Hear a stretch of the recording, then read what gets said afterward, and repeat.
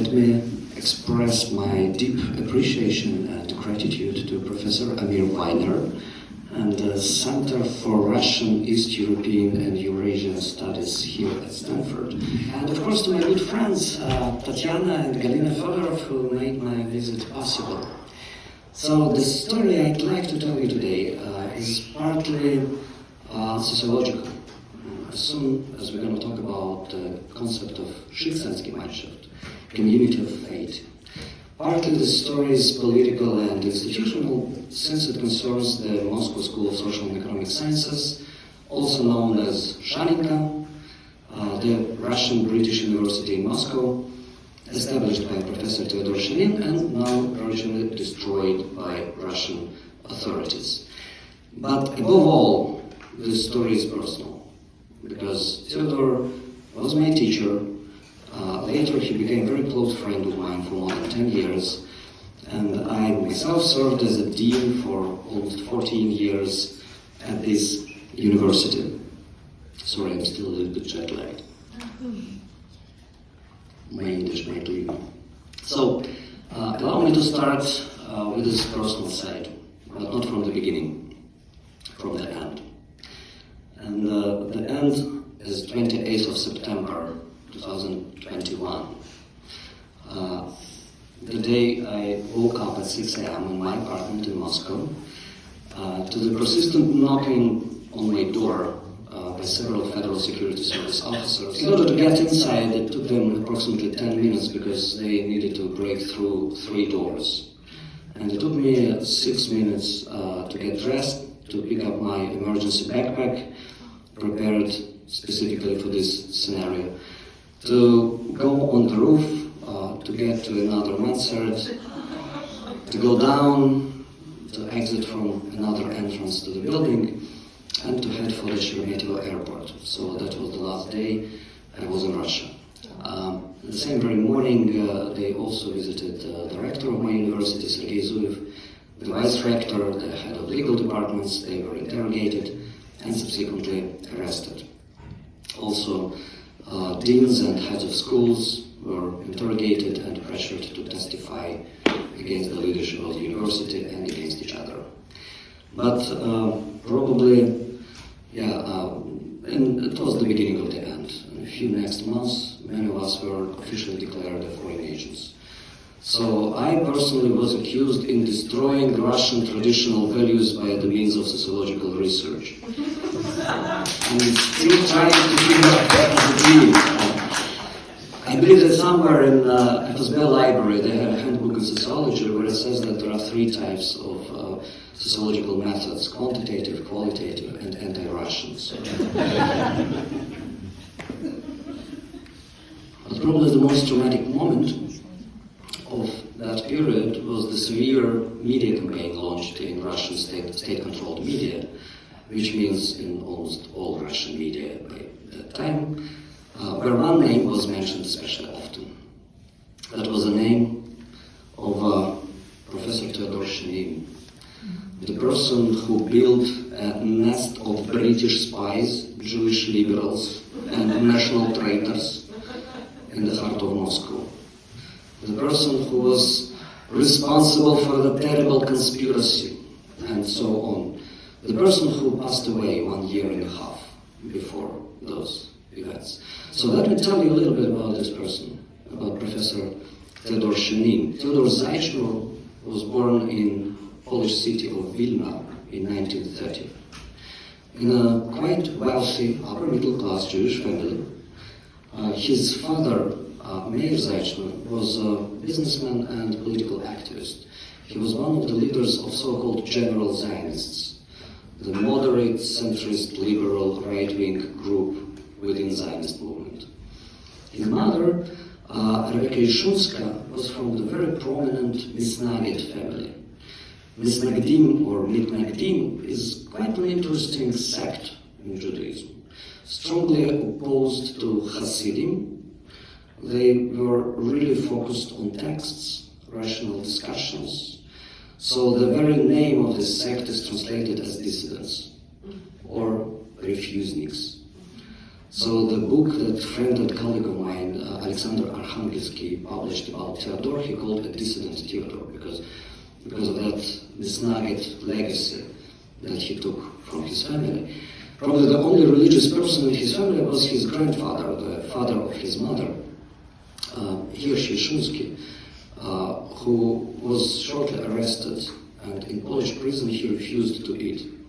And for his Catholic inmates, co-prisoners, that was a clear sign of saintly behavior, a person who refused to eat and give the food to others.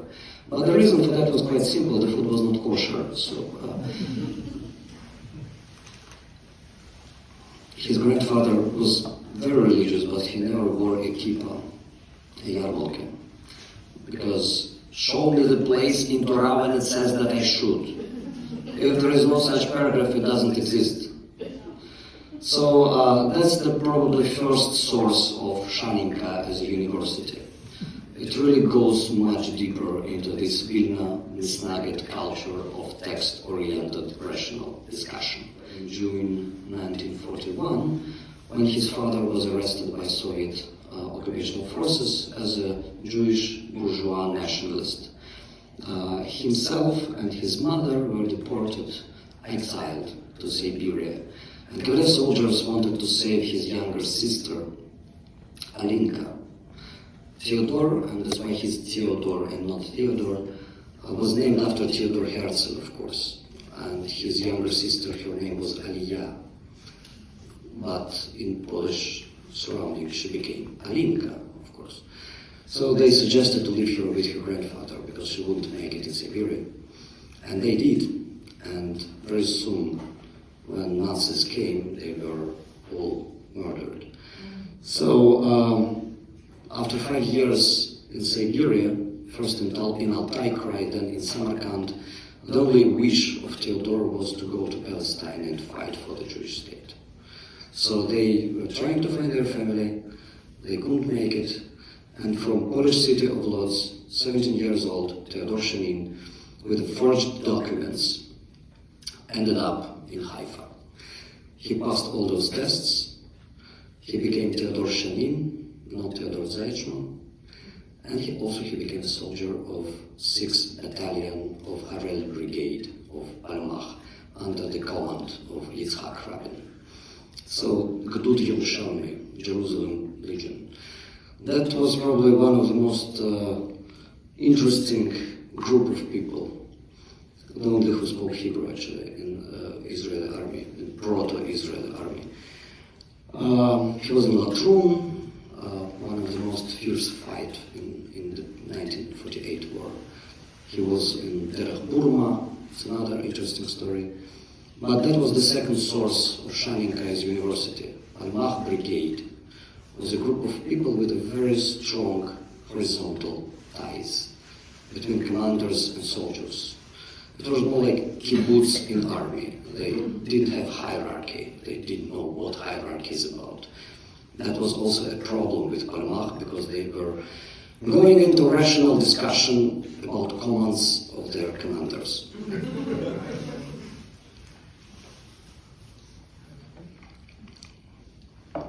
In early 1960s, Theodore moved to the United Kingdom. He got his PhD from the University of Birmingham. Then he was teaching in Sheffield, in Oxford. He became a Dean of Sociology at the University of Manchester, where he published his first books about Russian peasantry. Actually, he wanted to publish about Russian intelligentsia. But British professors told me, oh, you never should study things you belong to. You cannot study Russian intelligentsia, you're part of it. So try to find something as distant as possible. And he found peasants. He already encountered them in Siberia, so that was a very interesting ethnographic experience. When he first time went out of a train in Siberia, local peasants were very helpful and they were shocked because they never saw a kid in shorts. And as a good Jewish boy from Vilna, he was of course in shorts, not probably the best thing to wear in Siberia. So local people, they made some kind of concilium and came to conclusion that communists stole his pants. So they need to help. And they were really helpful. And Theodor decided to study peasant societies. But his first serious impact in sociological theory is this book, The Rules of the Game, about epistemology of social sciences and sociology of knowledge. In the 1980s, he became friends with George Soros. That friendship didn't last long. They broke up very soon, but not sooner than they together decided to start something new in the collapsing Soviet Union. So he came to Moscow. He agreed about establishment of the new university, a Russian-British university in Moscow, and Soros funded this initiative. So that's how my university came into being, Moscow School of Social and Economic Sciences. Actually, the dream behind this was very naive. Theodor believed that in a few years, all Russian universities will be like that. Because Russia is becoming a normal country, and it means that universities will become Stanfords, and they will be part of a global academic space. So the need for this kind of Russian-British university will be gone. It's not necessary anymore. That was very, very optimistic view. Didn't happen. Himself, he always said that we are building a greenhouse, a space where the future can thrive today. Well, the greenhouse became a sieged castle very soon, in 2010, 2012. The third source of Moscow School was actually his experience in British academia. When he was a PhD student at Birmingham, he received an invitation for faculty dinner. And it was said that if you have any decorations, you can wear them, like badges of honor, orders, and so on. So young PhD student Fyodor Shenin decided to wear his Palmach badge and write on academic robe. And everybody was chilling, having a good time, when he saw a professor with a lot of military awards. And one of them he recognized. It was an award for Palestinian campaign. That professor was part of Jordan Legion. Jordan Legion was probably one of the most competent military force in 1948 war. It was formed and led by British officers, Colonel John Glubb. And Theodor was approached by that person who looked at his Palmach badge and asked, "Tell me, what is this?" And Theodor answered, he was still a little bit on the barricade, not too much time passed after he was in trenches. He said, "This is anti-colonial, anti-imperialistic, anti-British working class brigade Palmach." And that professor, former officer, told him, "Wow, how interesting. Tell me more about it." And that was the lesson he learned, that in university we are not in our political positions. We are here not as political activists.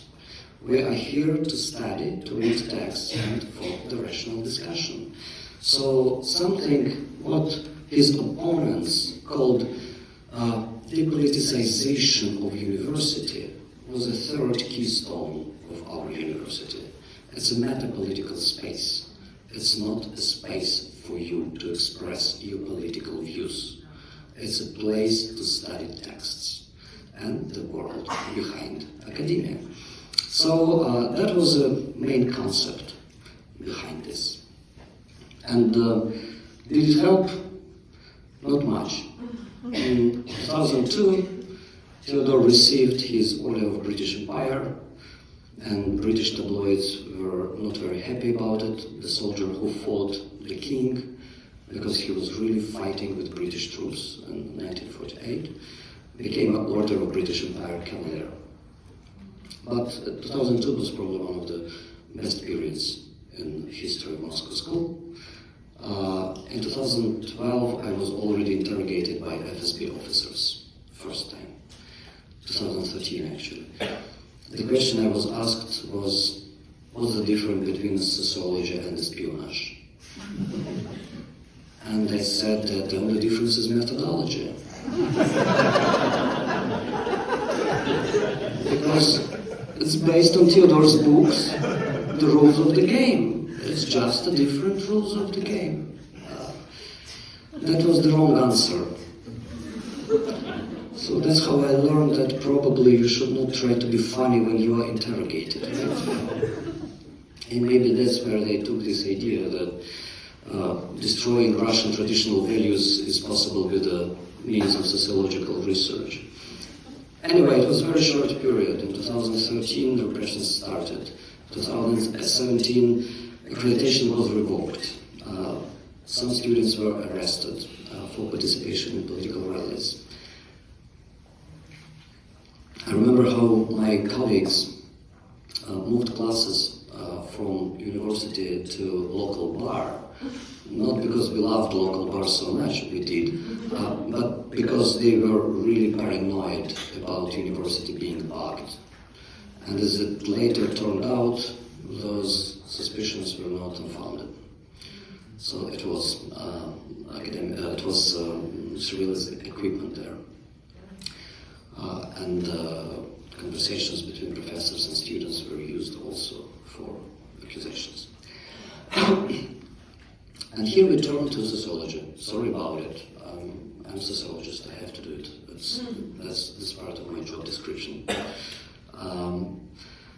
What was the atmosphere in the university when this political siege started? How different communities react to situation of social extremity, to situation of common threat, situation of political repressions, siege, and so on. That's pretty much a sociological question. In order to explain this new type of solidarity between people who are together in besieged city, our classics used the concept of community of fate. We can find it in works of Ferdinand Tönnies, one of the first classics of sociological science, works of Max Weber.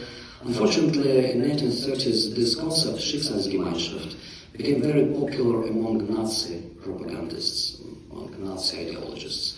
So sociologists had to reject it after the war, and for almost 50 years, nobody even used that concept. If you use the concept of Schicksalsgemeinschaft, you were immediately blamed as a Nazi, clearly, despite the fact that it was a sociological tool for many years. But the first who actually tried to rehabilitate the concept, to bring it back to sociological theory and research, was Peter Baer. He was caught by SARS-CoV-1 epidemics in Hong Kong. You remember that our coronavirus was only the second generation, right? The first one was in Hong Kong, where Hong Kong and Kowloon area were in epidemic siege. And what American professor Peter Baer tried to explain is how did it happen that the very social fabric of the city became so dense immediately.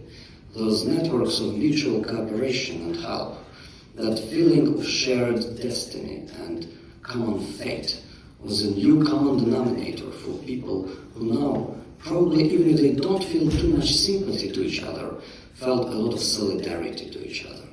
So that was the question of existential foundations of solidarity.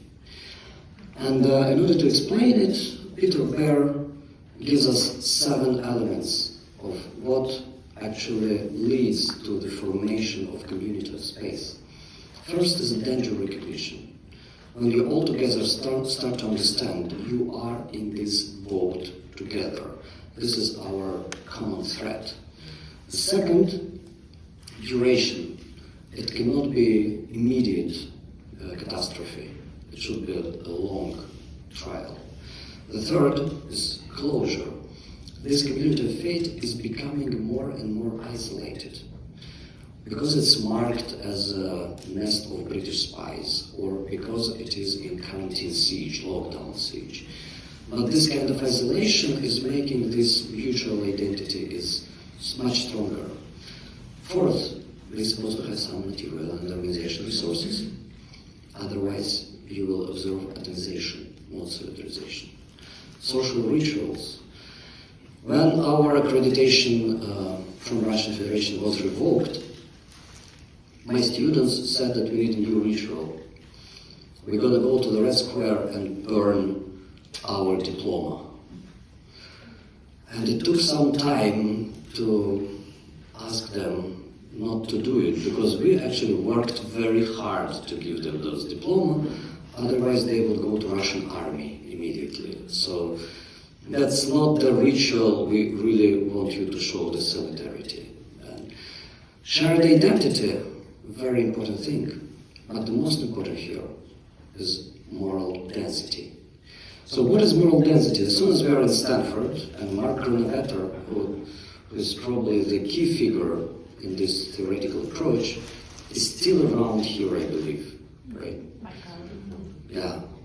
So we owe him everything in this community of faith revival, the concept. So Grunevetter's idea was quite simple. Everyone will have some kind of close circle of trustworthy friends. And we can count them, how many friends you have. How many people you trust to the extent that when you are leaving, you can give them the key from your apartment and ask to live in your apartment, to water a plant or to feed your pet. We yesterday discussed that in the States, probably you should ask how many people you can call 2 a.m. and ask if you can sleep over in their apartment. Because to leave a key is not a problem, right? It's just an apartment, not a wine cellar.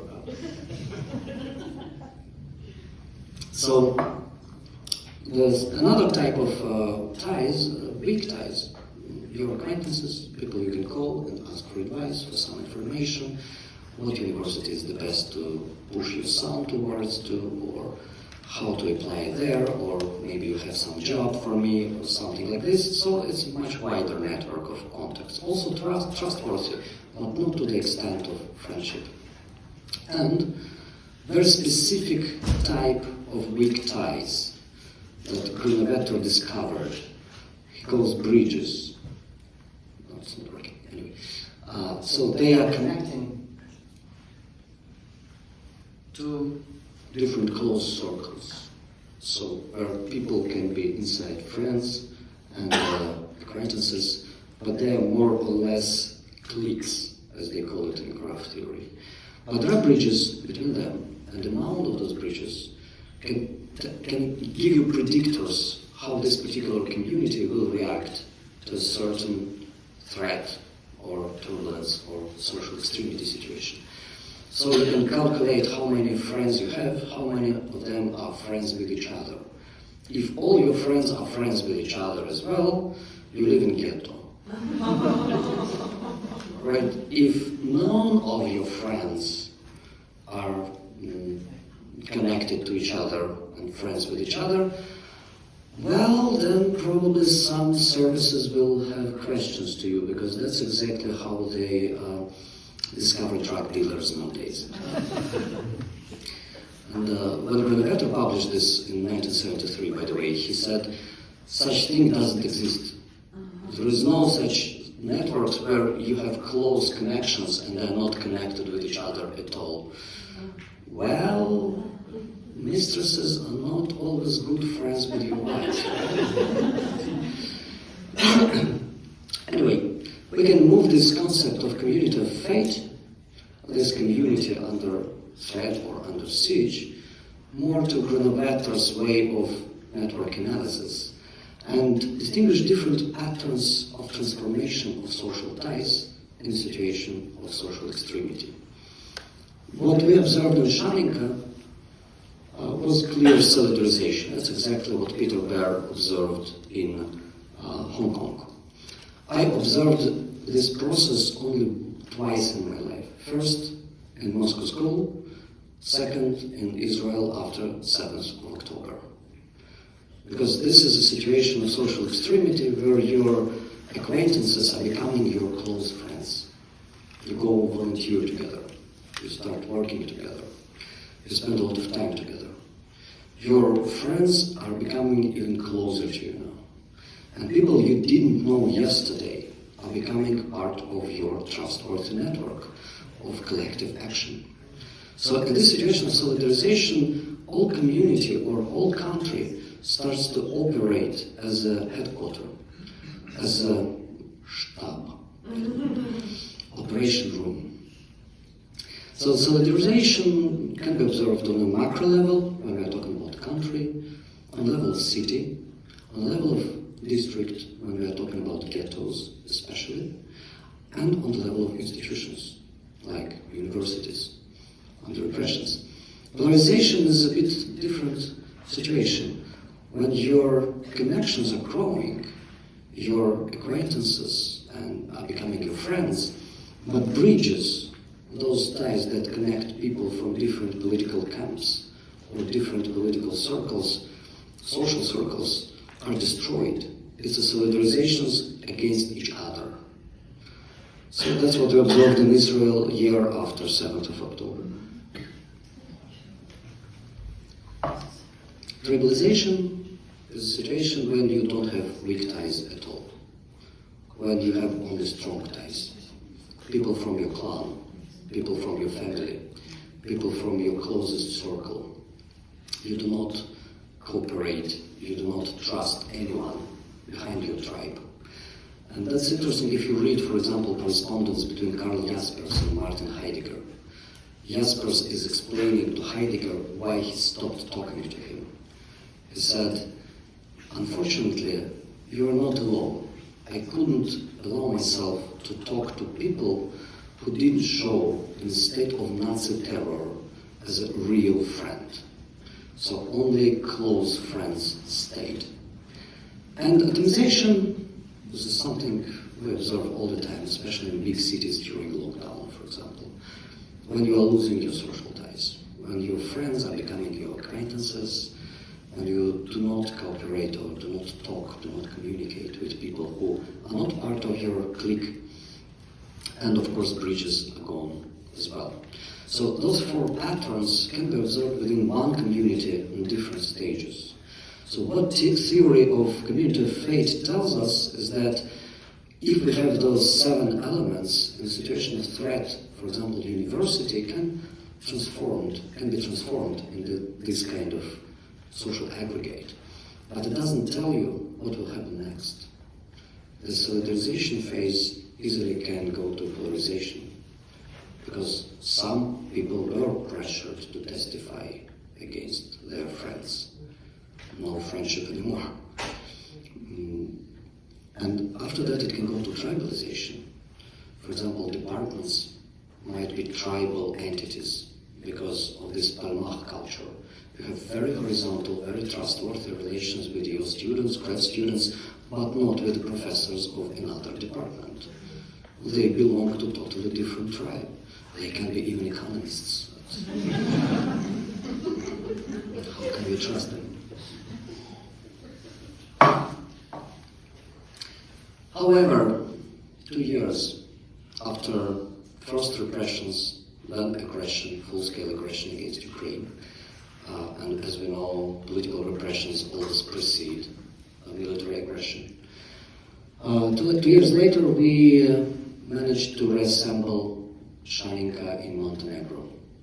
Not only people from Shaninka who left, many left, but also people from 2 other liberal British, not only British, spies' nests that were also destroyed. European University St. Petersburg and Smolny College in St. Petersburg. Smolny had affiliation with American Bard College. European University St. Petersburg has strong connections with Scandinavian universities. Of course, not anymore. But people who left started to work on their collective relocation, because the dream, something we envisioned at that moment, was Frankfurt School. So we need to re-establish this school of thought that Theodore created abroad. So Russian-British University in Montenegro. Quite weird, at least in terms of geography. But look, first Russian university in exile sounds also terrible, so I don't know what to choose. So it took a few years to get license and accreditation, European. So it took a few more years to get more students. Now we have 87 students. We will have more next year to get building and so on and so on. Actually, we even managed to prove that the Acta Universita, the law of university in Montenegro, should be changed, and they changed it to make something called liberal arts existent in documents, in official documents. So it brings me back to Theodore and to the concept of community of fate. When we discussed with Theodore these ideas from the classical sociology, he gave me the book of George Simmel. And George Simmel was probably the person who introduced the idea of fate even before Max Weber. But his idea of community of fate was completely different from what I described from Max Weber to Peter Baer and Mark Granovetter. His idea was not about social ties. His idea was also about existential tests. But what is existential? For us, of course, 4 years ago, it was threat, it was siege, it was political pressure from outside. And that solidarity was just a reaction to it. But if your existential foundations of solidarity is just a reaction to some kind of external threat, it's not foundation, it's reaction. Simmel gives us totally different conceptualization of what actually community of fate is. He's talking about 3 different horizons of temporality, temporal horizons. We are living in a horizon of historical events, especially during the last few years. Right? Please bring me back to the period when history was not so present empirically in my life. Nobody wants to experience that sublime historical experience, right? But anyway, there is a chain of events called history, absolutely inhumane and absolutely something you cannot refer to. It happens all the time, and all you can do is somehow appropriate them, to take the challenge, or to leave. Another horizon is a horizon of everyday life. You could come here today, or to go to some more interesting event, and you could go to one party or to another party. It actually doesn't change anything. The time of everyday life is a chain of events that actually doesn't matter. But within history and everyday life, there is a temporal horizon of biography that consists of life choices, existential choices. To stay or to leave, to testify or not to testify, to go to study here or there, to marry or to divorce, to immigrate or not to immigrate, and so on. So the biography, this temporal horizon, does not have its own material. It always consists of your life choices that you're making out of your everyday life, or appropriation of historical events, when you're somehow reacting to it, or saying that, no, this is my war and I stay, or no, this is not my war and I leave. So for Theodore, that was not just a theoretical framework. For him, it was a narrative, a conceptual scheme that he used to describe what he was doing as a scholar and as an institutional builder. At the same time, when I asked him, okay, but what about community?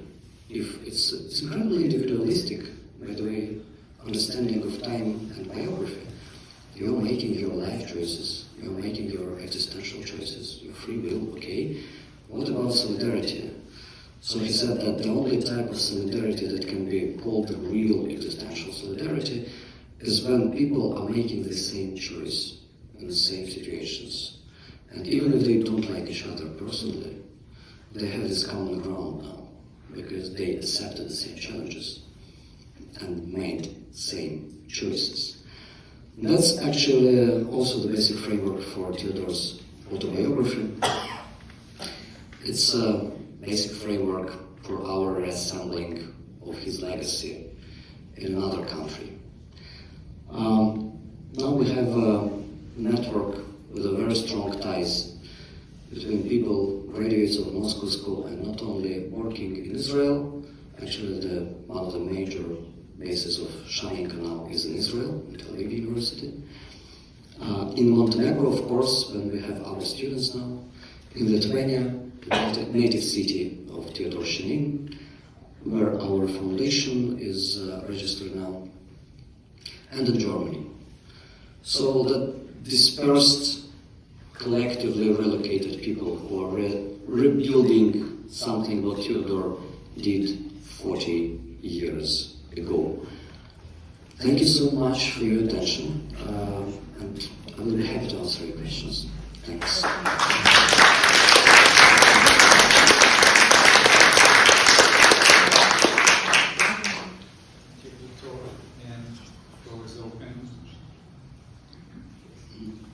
So I was at the Moscow School of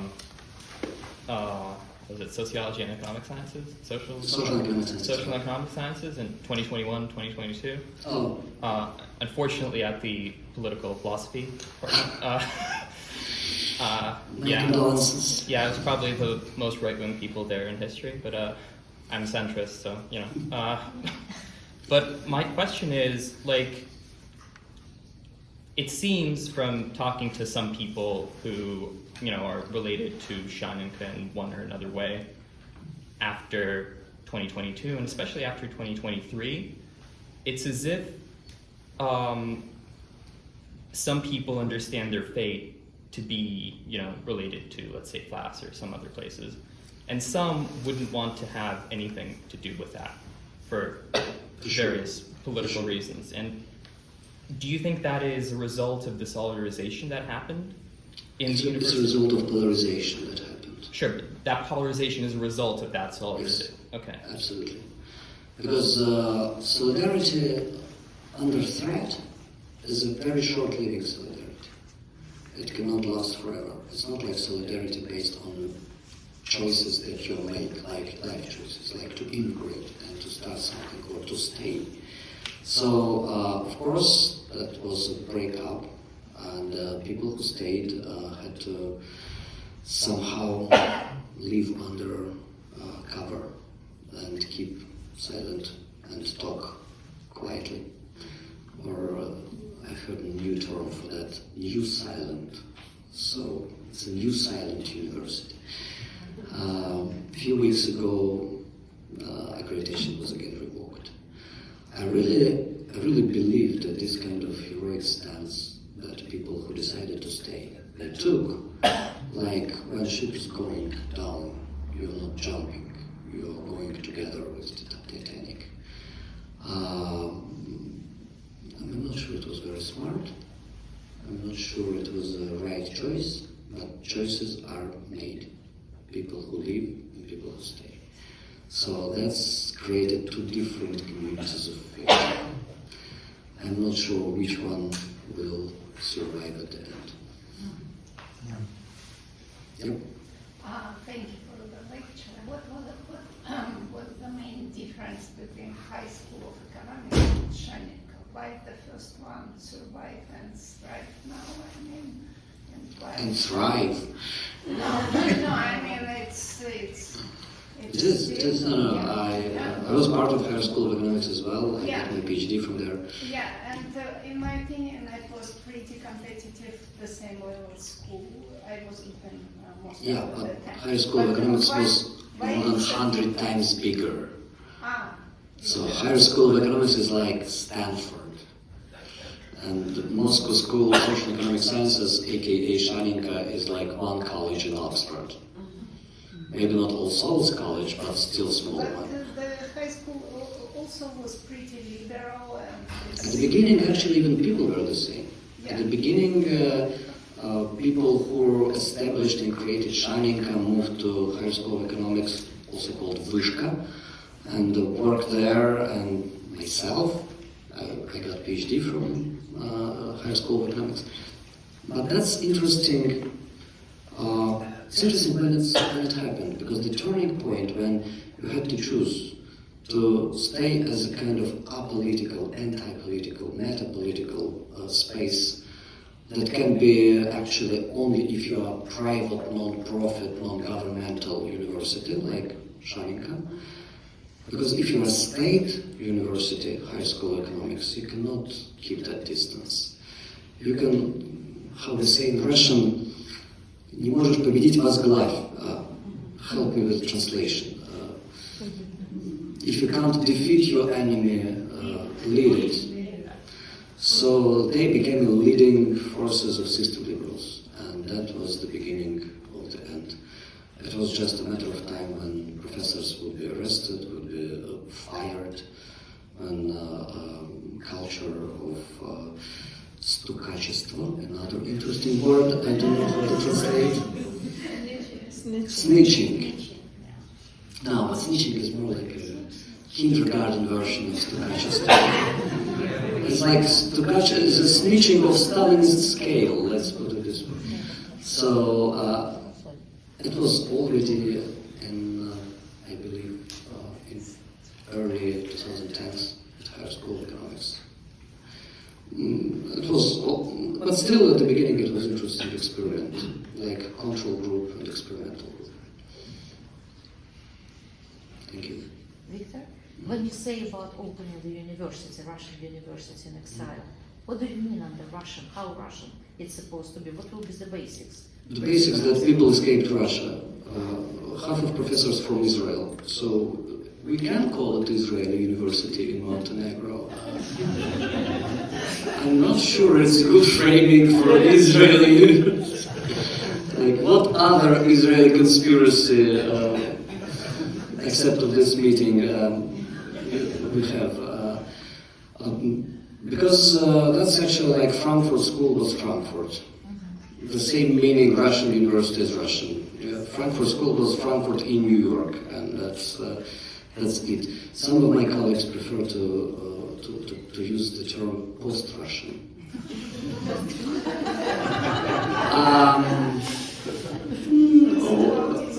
I have my doubts about this framing as well. So, yeah. But the basics, it will be based on what? On Montenegrin soil. And the second question, we're scared when we run over the roof to the other window. I'm not really good with heights. I really don't like height. I don't know why did I buy that flat. To fight my fears, probably. That was not therapy I wanted.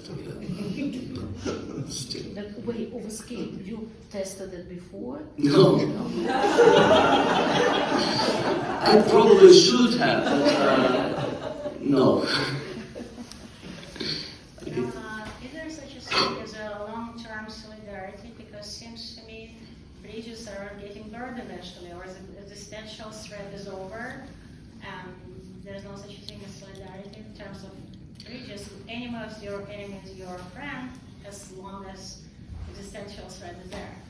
It's an interesting question. I have actually three totally different ways to answer this question in sociology. Sorry about this. It's sociology, everything is complicated, but maybe simplified. So I will try to simplify. Imagine two axes. One is individual collective, and another is past and present. So solidarity, which is already based on some kind of collective shared identity. In present, like Moscow School, we were very solidary, incredibly cooperative, very close to each other when threat is present. It's one type of community of fate. What I just mentioned, Zimmerian way of saying it, it's individual past. In our past, we all chose that profession. In our past, we all chose that university. In our past, we made a choice to leave the country.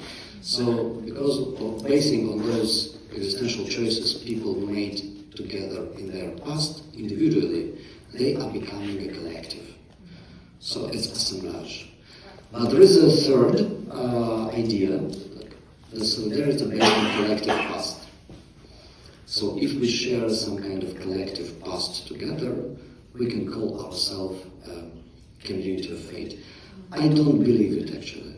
That's the closest to what Max Weber said. He was trying to explain how nations are born and burned. Because that's exactly the collective memory and the general common collective past is what is making a group of people a nation. But that's a Weberian idea. I'm not sure it works on the level of institutions, and I don't think this is a good base for long-term solidarity. I'm more interested in the situation you mentioned in Israel when it's pretty much dissolved by itself. So it's pretty much very short-lived, right? After October 7th. Literally, yes, unfortunately, yes. It's a short-lived solidarity till the next catastrophe. Until then, or 9/11 or whatever. Yeah. Something like this. Yeah. So some thought on the solidarity. I think Soloveitchik talks a lot about the concept of covenant of fate, covenant of destiny. So what do you think is the actual future of this? How do you go about creating something that is not really just based on the past, but something that unites people into the future? It's a good question. There is a great book by Harry Liberson called Fate and Utopia and German Sociology, where he was trying to show how two different motives are present in the history of German sociological thought. One motive he calls fate, and that's exactly this distinction between fate and destiny. In German, it's Schicksal, just like in Russian, судьба, just like in Hebrew, Goral. It's only in English, French, and Latin languages you can distinguish between destiny and fate. And other motive he calls utopian motive. And if your community of fate is not a utopian community of fate, it doesn't have a future. So actually it's a good idea. So it's very important to switch from this tragic mode of existential solidarity of people under threat to utopian mode. And Theodor Shenin was pretty much a utopianist. So, but now we are reassembling. How it will be envisioned in the future, I can say when we won't be on the brink again. Just give us a few years to start fantasizing about it. Thank you. Yep. A technical question. Are you guys considering online ways to engage with people, with students, future students? Few courses are taught online because people are not able to go to Montenegro every time when they're supposed to do it. But we do not consider it as a basic way of teaching because no, it's never be online. Okay. It's important for you to be. Of course, because it's about building ties. Can you imagine Zoom Almach Brigade? Yes. Or Miss Nugget's sect as a Zoom? No, I don't think. As of today, I could, because if you're as a group fighting something on this virtual space, you're Palmachnik of online. You're Palmachnik of Facebook. No. No. Okay. Only as a compensatory mechanism. And if I may have a question. So it sounds to me that you can start something as a proper term, foundation, community of faith, but it's better to be continued as something not related to faith, or I mean, this is as a beginning, it's fine. Yeah. But we are in the beginning. Thank you. Yes, please. I would ask if you face some problem to establish this university in Montenegro by the Montenegrin government. No. With Montenegrin government, the most important thing you need to know in which cafe the minister is drinking his coffee, and then you're fine.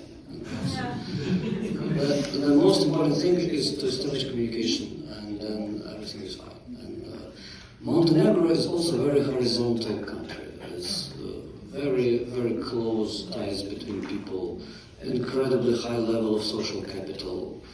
So if you are in this field of social, Margaret Nevetter would be happy there. Like, only bridges.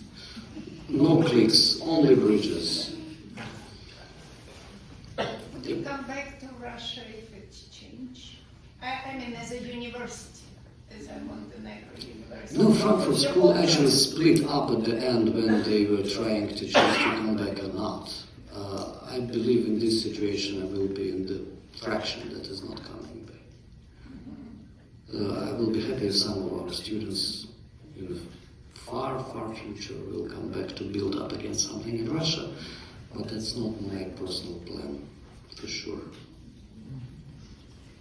Do you have any attempts, have you experienced any attempts of being recruited by a British or American university? And if you were, would you consider it, or would that be a betrayal of your ideal? No, it would be betrayal of my Israeli identity. No, actually, I had really good experience with the British University because we were a British University in Moscow. I was honorary fellow of University of Manchester for many years. Every year I was going there to institutional panels and so on. So when I started to interrogate my students, and they started with the deans and leadership of the university, and they went down to the students. I sent them a lot of emails to my British colleagues in different universities saying, like, guys, we have a problem. Could you please take a group of Russian sociologists who are under threat, and they are just grad students, and they're really brilliant. And the answer I got was, after 25 years of cooperation with British academia, was like this. You know, if I translate it from the very polite English into my Russian version, it works like, you know, guys, you are there foreign agents. Here you are Putin's agents. But in Israel, the friend of mine, and that's also very Granovetter style, friend of mine, a sociologist from Beersheba, Ben Gurion University, she just heard about the situation, and in 2 weeks, it's Israel. Nothing happens in Israel in 2 weeks. Absolutely. In 2 weeks, almost 20 of my former students got dormitories, visas, scholarships, medical insurance, and academic supervision for 4 months. So we just smuggled them from Russia. But it was funny. They were landing at the airport, Ben Gurion Airport. They were living on the street of Ben Gurion. They were going to the University of Ben Gurion in Beersheba. And some of them spent 1 more year in Sde where Ben Gurion was buried. So some of them believe that everything in Israel is named after Ben Gurion. So no, I probably wouldn't consider it for at least for a long time, because I need to go to Montenegro quite often, and I have a job to do in Israel. So I'm commuting. Thanks God, it's only 2 hours. And how about the relationship with Vilnius and Berlin? What is that triangle between Montenegro, In Vilnius, we have a group of people who are trying to establish a grad MA program. We did it. We prepared all the documents. Unfortunately, the Lithuanian government, how to say it politely, was not very happy about the idea of a bunch of Russians coming to Lithuania, even if they're British university. Like, you see British university and then a bunch of Russians. So, but we keep working for that. It's still got license for educational activities, and Lithuanian centers still working. It will just take more time to do. Because when Theodore, it was last year of his life, and he already understood where everything is going, and I promised him that if everything collapsed in Russia, we will reassemble Shaninka either in Israel or in his native city of Vilna. It was much easier to give this promise.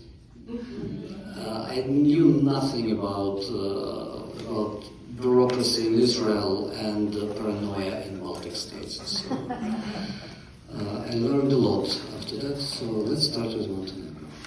And one more leading question about Shanin, Theodore Shanin. What was his relationship to Vilnius or Lithuania? Did he have any illusions about ever coming back? Why was he even interested about? No, because it's his native city. He has a very strong Vilna identity. He had- Until when did he live there? until how his old was childhood. he? Right, but how old was he when he left? 11 years old. But still, it's about Vilna Jewry. It's about Jewish Vilna identity. It's about Misnagdim. It's about Vilna Gaon. It's very complicated identity, even if you live there only until 11 years old. Yep. Victor, I actually even worked with Sergei Zolov. We were doing together inclusion program Really? in Moscow. Yes, we were doing an inclusion class where kids with autism and neurotypical kids could, study together. We're doing resource classroom, and my heart was broken when they took him. I hope he's okay now. Here's my question. So, do you think you will guys become such a place for Russian intelligence to run to Montenegro when it's their turn, when something knocks on their door? Will they be able to? Never mind. Not again, please. Not again. I don't know. I don't have a good answer to this. All I know that when Sergei was arrested, he managed in his cell to write a book about philosophy of university. About university's metapolitical space. That's about Shanin's identity, that Sergei is also having. I hope that none of us will have to write a book about philosophy of university in a cell, in a prison, but nobody is... The chances aren't zero. Yes, let's put it mildly. Yep. A few times you compared Shaninians to the Frankfurt School of Thought, but nowadays Frankfurt School of Thought is considered a disruptive force when it comes to Western capitalism. Do you see any similar role with Shaninians? No. It's, the comparison is not about their political views. Comparison is about their ability to reestablish a school of thought abroad. It's not about should we start criticizing Western capitalism immediately? Why not? Because it's not our job. I believe a lot of people in Stanford are really good in it. So we're not going to compete with you. You talk very easily about very hard stuff, and I'm wondering if that is connected with you being a scientist. Have you observed, and specifically sociologists? Maybe because I just started to teach undergrads. Maybe that's why. But thank you very much for the compliment. My question is, tell us more about the faculty, like your professors, how they're dealing with the whole situation, like being uprooted and placed in a totally different environment, and what are the chances that they'll stay in Montenegro, and how are you paying for them? I think that there are three stages of this collective relocation process, as they call it. The first stage, where people just escaped. They escaped to a country that was ready to accept them. Not everyone came to Israel. Some people were in Georgia, some people were in Armenia, some people got their short-term position in European universities, but short-term. So that was a period of emergency. The second stage is when people are actualizing their social ties, and they start to call and figure out what's happened to all the rest, where everyone is now, how they're doing, where they find resources, and they started to move second time to get together. And the third period is institutionalization. So when people decided to choose this collective strategy over their individual tracks, because individually speaking, we're all fine. Because, we all have academic positions in different universities, in European, in Israeli universities, and so on. But that's not about our individual trajectories, it's about reassembling something. So then you need an institution. It's not anymore just a circle of friends who decided to relocate together. It's about building a new institution. So that's why not only Shanninka, but for example in Prague, Zhanna Nemtsova established this program in Russian studies. In Vilnius, my colleagues registered at International Theodor Shanin University. That was not accredited because of this batch of Russians and so on. So, and that's actually becoming a magnet that brings people together. Because when you have an institution, you have kind of airport where to land. For example, my friend and colleague of mine, Kirill Titayev from European University St. Petersburg, he immediately in February 2022 moved to Yale, or to Cornell. He spent 1 year in Cornell, then 2 years in Yale, and now he is in Montenegro in residence, teaching every day and crying about it. But if I teach every day, I also cry probably. So that's not the only trajectory. Many people also are coming from, first they moved to Kazakhstan, now they're moving to Montenegro.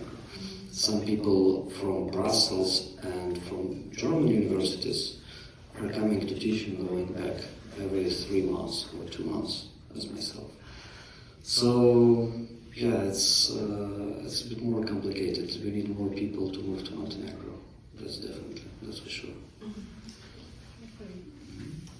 Yep. From the historian's point of view, how would you compare the situation now in Russia to the Soviet era, especially to the late Soviet era before perestroika? I believe that this is one of the most misleading comparisons, and I know that it's very popular, but I don't know why.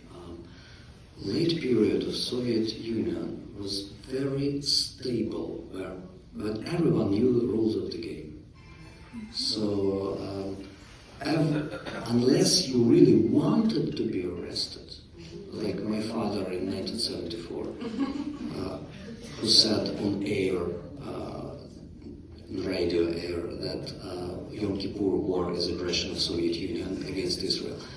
So if you really didn't want to do it, then you'll be fine. And everyone knew how to operate and how to navigate in this world. And KGB, as you just wrote in your book, was much more about, we are caring about you, we are trying you not to do this. It's more like Inquisition, we are saving your soul. It's totally different now. Yeah. It's closer to 1937, because the idea now, when censorship is not established, when totally new generation who never experienced Soviet repressions came into play, the idea now is to create a fog of repressions when you don't know what you're allowed to say, not allowed to say, what you can and what you cannot to do. So you're supposed to fear of something you don't know what exactly. So by moving those red lines all the time, you can create it. So it's clearly not 1970s. Yes, sorry, I don't see all. Sorry. When you were in Moscow, did you have any connections to the FLAS Center? Except that few of my graduates were working there. I didn't have close connections with the Levada Center. The Levada Center was actually present in Shanninka because Levada was a good friend of Shanin, but I'm from a bit different generation, let's put it this way. Any more questions? Yeah, question. Yeah. First of all, I want to say it's so awesome to see you in person, hear you speak. Thank you so much for coming here. I don't know, personally, I learned about you from Yekaterina Gardieva's interview. So part of my question is, has that interview, what were some of the unexpected maybe outcomes of that interview for you? That's something that you didn't expect. But for me, I really admired you, and I loved how you handled the interview, and then also was like, oh, this is somebody to follow. But that was first part of the question. The second part of the question is I really admire what you're doing. And I keep hearing that you are in some sense, trying to preserve and sort of continue Shannon's what he established, right, and what he was able to achieve, but which is very, very honorable. But I also am wondering, what is your own sort of way? Like, are you in any way shaping it to be your own baby? And I think also, like, I'm wondering if all these faculty members that were raised by, by this school, what makes them so unique that they cannot just maybe, that there's this strong drive to reestablish that community, and that they're not just coming into these other schools and institutions throughout the world and bringing in like just this kind of vibe, into these existing institutions. Like, what makes you feel like you have to really preserve that it's so unique that it needs to exist on its own? Thank you. Actually, that's exactly this question that I heard from Tel Aviv University a few weeks ago. I was lecturing there exactly the same week when UKIP Incoming Center as well. And when I was talking about the reassembling universities and so on, the first question I got from my colleagues in Tel Aviv University, why? If, for example, Tel Aviv University tomorrow will just disappear, we go to another university and we'll be fine. So why do you need to do it? And I didn't know what to answer actually, because when they were saying about if tomorrow Tel Aviv University will just disappear, I actually heard a hope in their question.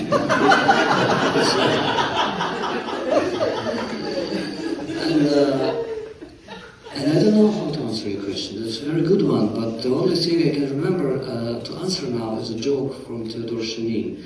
He said that, you know how interesting it is in Russia, because in all world, people come and go, and institutions stay. In Russia, institutions come and go, and people stay.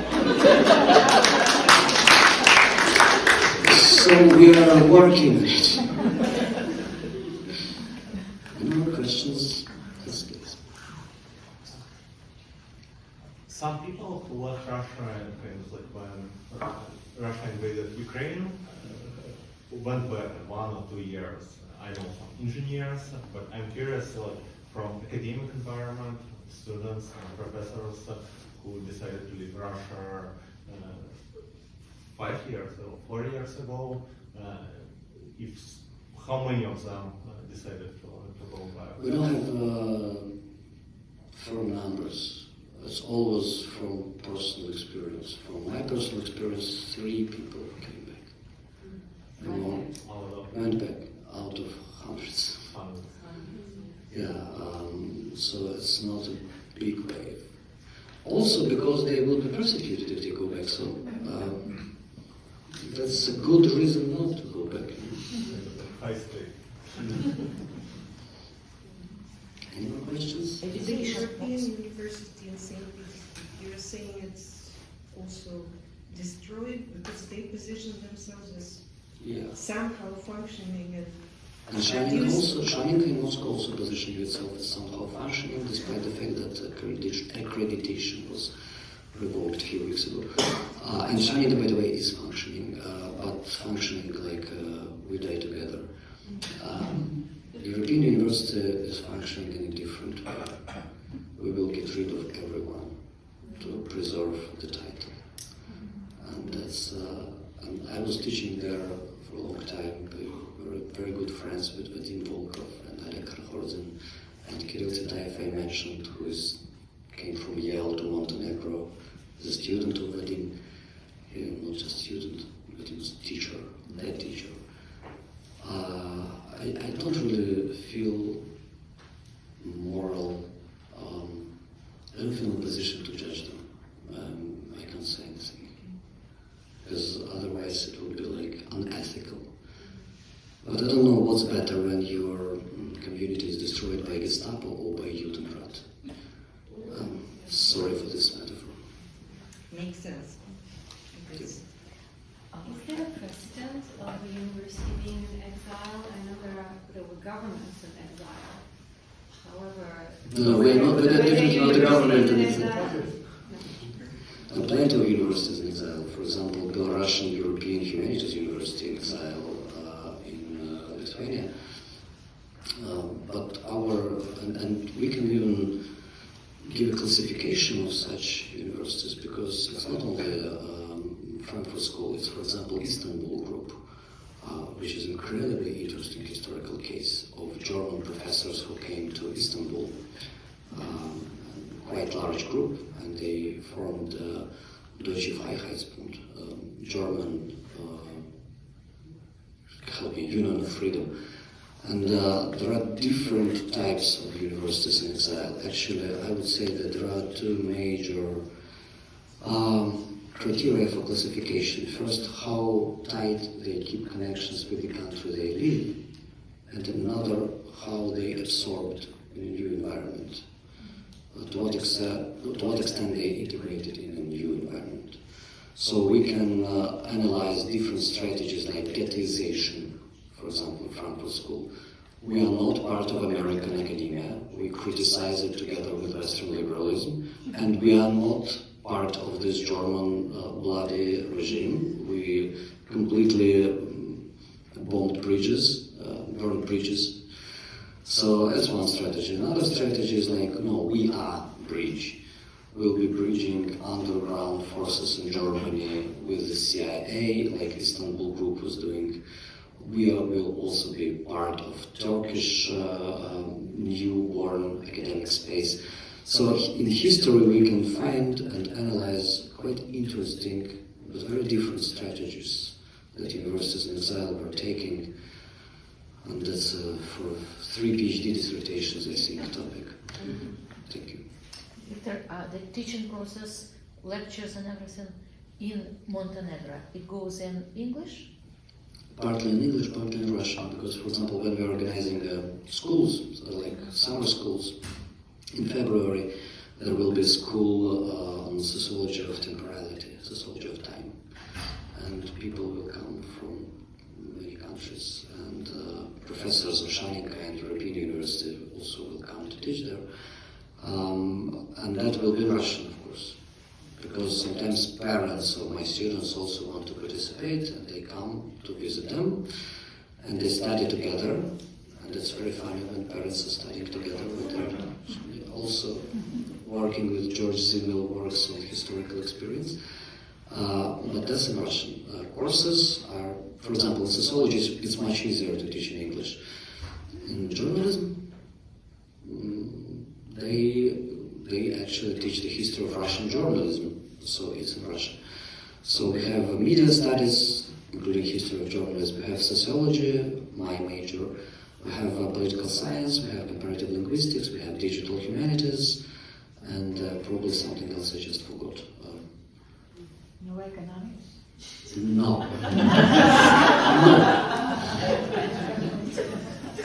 Thank you so much.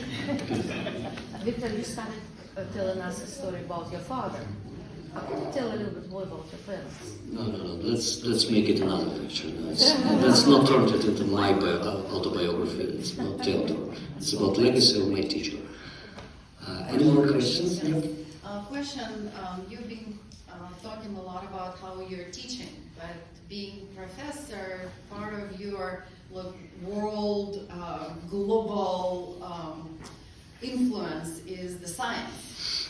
So how global influence is something from like citations, science protocols. I'm not sure that that kind of global influence yeah, the citations, rankings, science, new things researched, new findings that you find. How did this move affected you in particular? Are you doing research? For me, it's much easier because in Tel Aviv University I'm a researcher and we have a research center. So that's a research project. We just presented here in Stanford in January the first stage of this research. And thanks a lot to the colleagues from Stanford and from Hoover Institution. They were incredibly helpful. But that's about research. It's in Tel Aviv. And teaching, building community, dealing with the kids of Russian immigration, which is another incredibly interesting topic. What is the second generation of Russian immigration? Because it's totally different cohort. It's something that people don't understand when they're talking about Russian immigrants post-2022. What about their kids, who are already 17, 18, 19 years old? For their parents, it happened yesterday. For them, it's a quarter of their lives. And that's another thing. But I'm happy with the separation, research, ranking in Tel Aviv, and teaching and building academic community in Montenegro. Yep. As a researcher and somebody who immigrated and lives in Israel, just a personal question, because I also immigrated from Russia to Israel here. What books or researchers, sources could you recommend that study this immigration effect on this wave? You mean the recent wave? Mm-hmm. We don't have good books about this because it's not there yet. But there are plenty of good papers and good sociological data. For example, Outrush project that is trying to trace how new diasporas are shaped. How's it called? Outrush? Outrush. Mm-hmm. Colleagues of mine from cultural studies, they are doing the same with people who escaped from theater and this cultural environment. So it's pretty much professionally based research projects, like creative diasporas, academic diasporas, and so on. But we don't have any good firm figures. That's the interesting point, because people in modern world are changing places very fast. And there's more immigration now than yes, and there it's still going. Much information about it and how it affects people. But there will be plenty of research about it, because that's a great sociological experiment. So I believe there will be no problem with the deficit of data. We should just wait. And study. Well, thank you for being here today, and thanks to Stanford and the ladies from Google Foundation. Thanks for organizing that. Many people in this room know how hard it is to establish and reestablish yourself. So can you draw us a beautiful picture of what is the best future for yourself personally and Look, please, let's not transform it into a live spring coach. Please. We're just not talking. No. It's not about reassembling yourself to the brightest version of yourself in the future at all. Yeah, we don't have psychology department as well. Let's rephrase. Maybe you have a goal, like where you see yourself, and what would be a moment when you say, I'm happy with what I did. I will never say that.